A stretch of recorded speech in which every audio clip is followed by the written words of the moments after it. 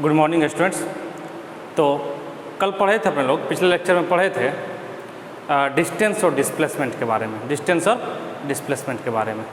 चलिए, उसमें दो आया था, एक स्केलर क्वांटिटी और एक vector quantity. Distance scalar quantity था और डिस्प्लेसमेंट जो था वो वेक्टर क्वांटिटी था। और ऐसा मैंने कहा था कि नेक्स्ट लेक्चर में इसको डिटेल में समझेंगे कि स्केलर क्वांटिटी और वेक्टर क्वांटिटी क्या होता है। फिर हेडिंग डालेंगे scalar quantity.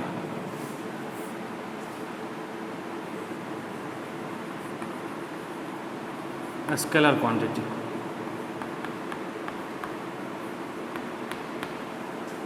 Scalar quantity.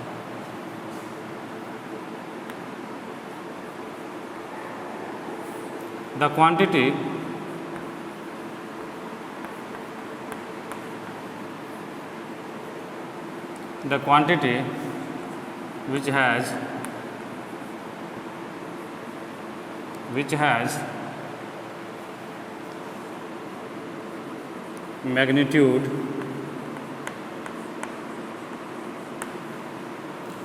magnitude only is called a scalar quantity.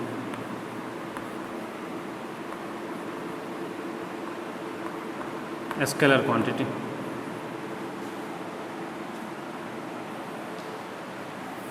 Example: mass, volume, distance, etc. लिख लीजिए इसको, फिर समझते हैं। लिख लीजिए स्केलर क्वांटिटी को, फिर समझते हैं।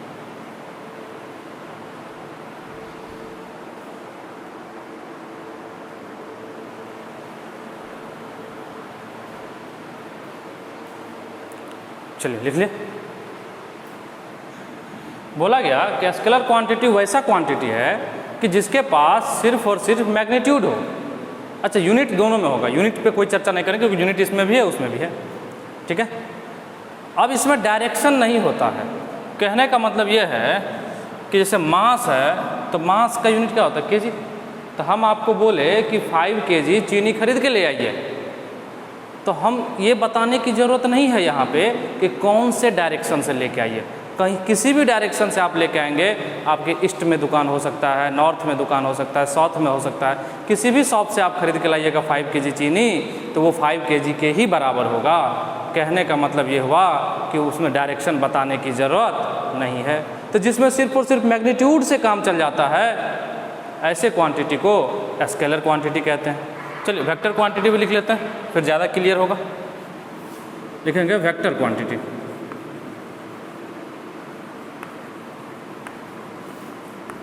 Vector quantity, the quantity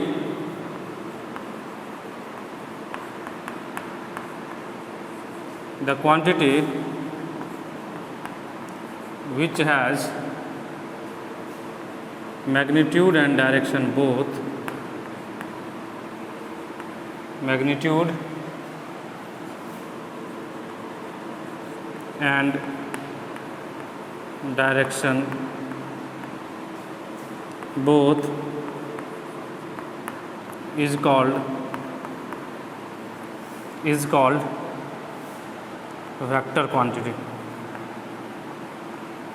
is called vector quantity. Example: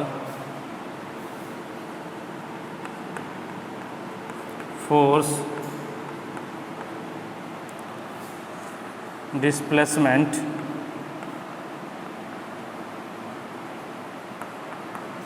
velocity,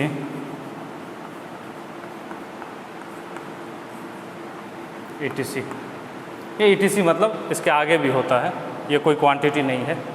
लिख लीजिए इसको, फिर समझते हैं दोनों को एक साथ। लिख लीजिए।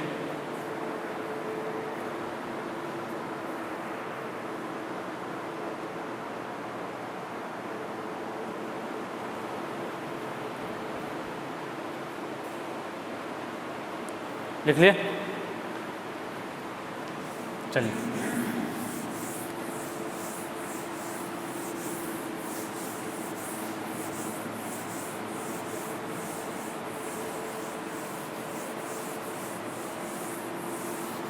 चलिए समझते हैं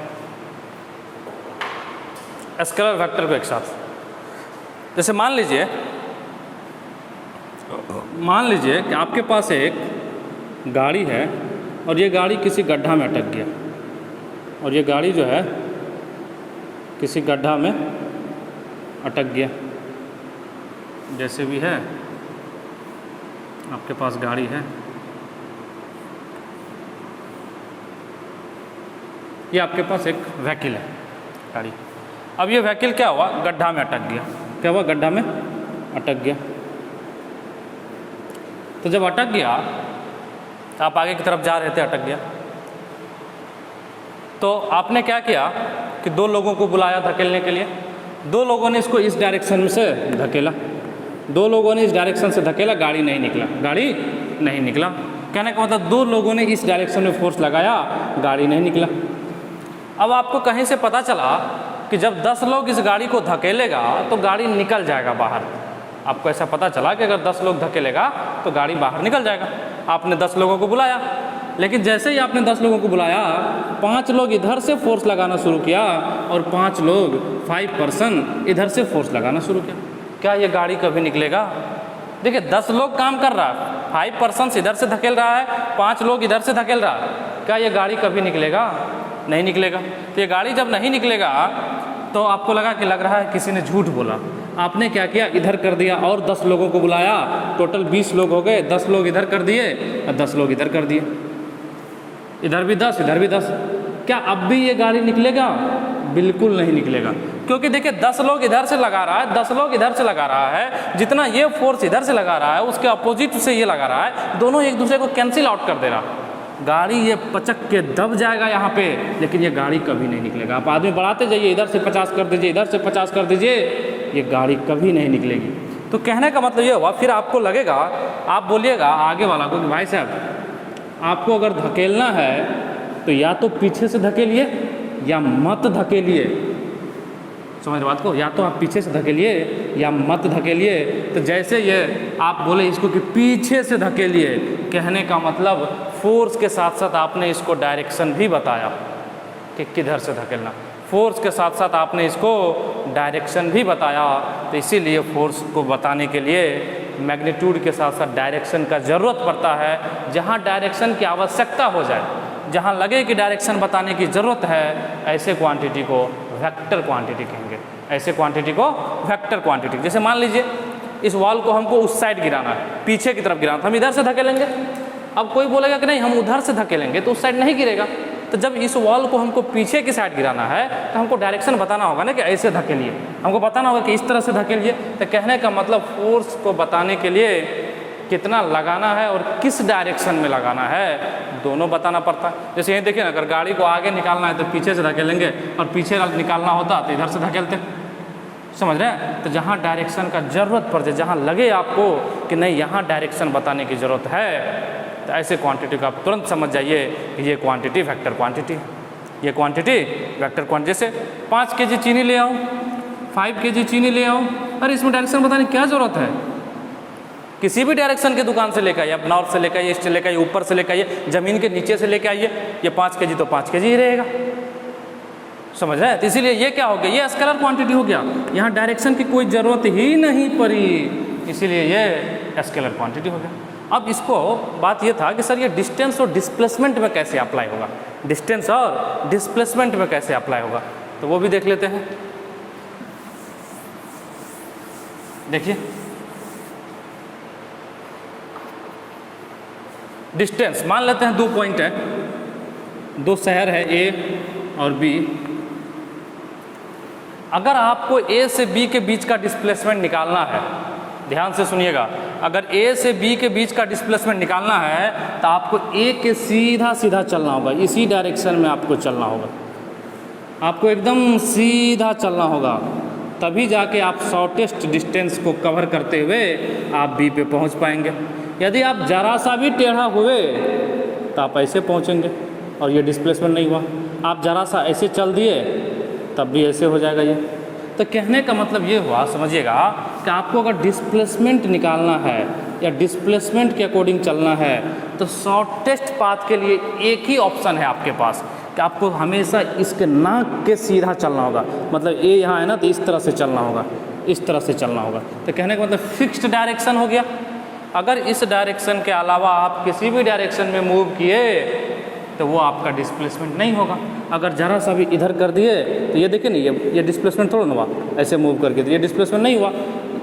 ठीक है, तो कहने का मतलब ये हो कि डिस्प्लेसमेंट पे चलने के लिए आपको एक फिक्स्ड डायरेक्शन है, तो हमेशा नाक के सीधा ऐसे ही चलना है आपको।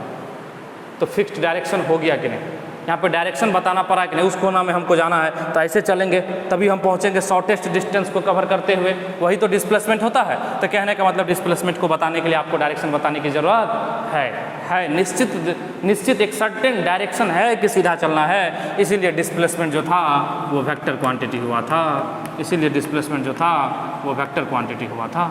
अब डिस्टेंस की बात करते हैं। अब डिस्टेंस देखिए ना, किसी भी डायरेक्शन में चलेंगे आप, ऐसे चल लीजिए, ऐसे चल लीजिए, ऐसे किसी भी डायरेक्शन में चल लीजिएगा तो वो डिस्टेंस तो होगा ही, अपने आप में एक डिस्टेंस होगा। तो डिस्टेंस किसी भी डायरेक्शन में चलिए वो डिस्टेंस होगा।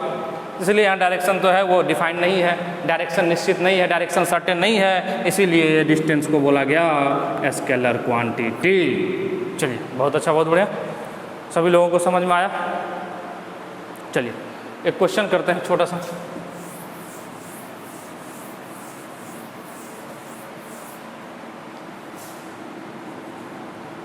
एक क्वेश्चन करते हैं।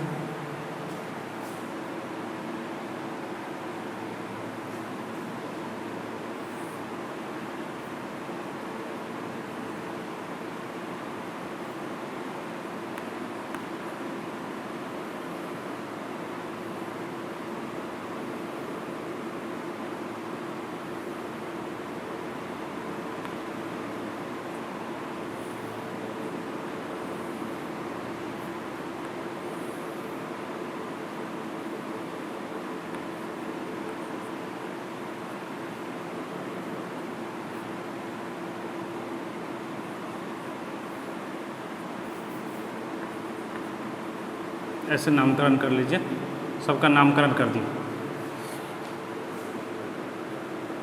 यहाँ तक 2 सेंटीमीटर है और ये भी 2 सेंटीमीटर है, ये 3 सेंटीमीटर। ठीक है, O से A 2 सेंटीमीटर, A से B 2 सेंटीमीटर, B से C 3 सेंटीमीटर वर्टिकल, ये 90 डिग्री पे है। और फिर C से O पे एरो के डायरेक्शन में कोई पार्टिकल चल रहा है, एरो के डायरेक्शन में कोई पार्टिकल चल रहा है, तो आपको बताना है डिस्टेंस और displacement, distance and displacement O से A, O से B, O से A, O से B और O से C, और O से O जब घूम के पहुंच गया तब, O से O जब घूम के पहुंच गया वापस, मतलब ऐसे O से O पहुंच जाएगा ना तब जाके, तो बताना है डिस्टेंस और डिस्प्लेसमेंट। जल्दी से इसको सभी लोग ट्राई करिए, डिस्टेंस और डिस्प्लेसमेंट सभी लोग ट्राई करिए।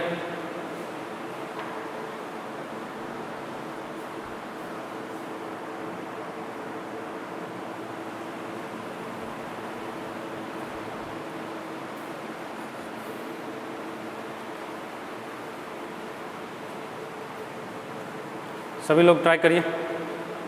चलिए देखते हैं, देखिएगा ध्यान से। O से A स्ट्रेट लाइन में है, O से A स्ट्रेट लाइन में है और डिस्टेंस क्या हो जाएगा 2 सेंटीमीटर, डिस्प्लेसमेंट भी क्या हो जाएगा स्ट्रेट लाइन में तो 2 सेंटीमीटर। O से B, O से B डिस्टेंस कितना हो जाएगा 2 + 2 4 सेंटीमीटर, डिस्प्लेसमेंट भी क्या हो जाएगा 4 सेंटीमीटर स्ट्रेट लाइन में ना, देखिए ना सीधा सीधा है। ठीक है, अब O से C, O से C ऐसे चल के गया है, देखिए ऐसे चल के गया है, ऐसे मत चला दीजिएगा, एरो ऐसे है, ऐसे नहीं चल सकता है। समझ रहे ना बात को? कई लोग के मन में सर O से C चला लीजिए, अरे नहीं चलेगा, एरो इधर है, ऐसे चलेगा। तो O से C देखिए, O से पहले O से B चला 4 सेंटीमीटर, फिर यहाँ से O से C, B से C 3 सेंटीमीटर, तो 4 + 3 7 सेंटीमीटर, 4 + C 4 + 3 7 सेंटीमीटर। चलिए अब बात करते हैं डिस्प्लेसमेंट का। डिस्प्लेसमेंट क्या होता है? ओ से सी का शॉर्टेस्ट पाथ। तो शॉर्टेस्ट पाथ अगर इसको चलना होता तो ये ऐसे चलता, अगर इसको शॉर्टेस्ट पाथ चलना होता तो ये ऐसे चलता। तो जब ऐसे चलता तो ये लंबाई होता, पूरा का पूरा कवर करता। तो ये देखिए ये 4 है, ये 3 है, तो पाइथागोरस से ये कितना हो जाएगा? 5 हो जाएगा। अरे पाइथागोरस √3 का स्क्वायर प्लस 4 का स्क्वायर, याद करिए ट्रायंगल चैप्टर में 9 + 16 √25 = 5, याद करिए ट्रायंगल चैप्टर में। तो ये क्या हो गया? पाइथागोरस में राइट एंगल ट्रायंगल है। तो ये 4 है, ये 3 है, तो ये क्या हो जाएगा? 5 हो जाएगा। तो ऐसे चलेगा शॉर्टेस्ट डिस्टेंस। तो डिस्प्लेसमेंट कितना हो जाएगा? 5 सेंटीमीटर। डिस्प्लेसमेंट कितना हो जाएगा? 5 सेंटीमीटर। अब ओ से ओ चला, ऐसे चला, ऐसे चला, ओ से ओ चला, ओ से ओ चला, डिस्टेंस देख लीजिए 4 3 7 5 12 सेंटीमीटर, 12 सेंटीमीटर। और ओ से चल के ओ पे ही पहुंच गया, तो डिस्प्लेसमेंट कितना हो गया? 0। डिस्प्लेसमेंट कितना हो गया? 0। इसको लिख लीजिए जल्दी से। डिस्प्लेसमेंट कितना हो गया? 0। इसको लिख लीजिए जल्दी से।